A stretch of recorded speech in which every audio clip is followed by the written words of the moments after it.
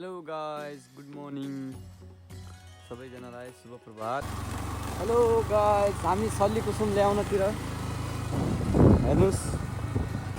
Guys,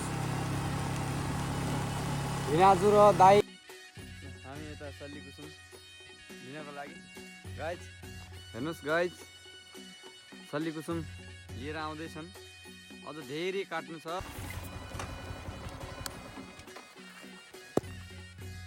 hello guys, my भिनाजु।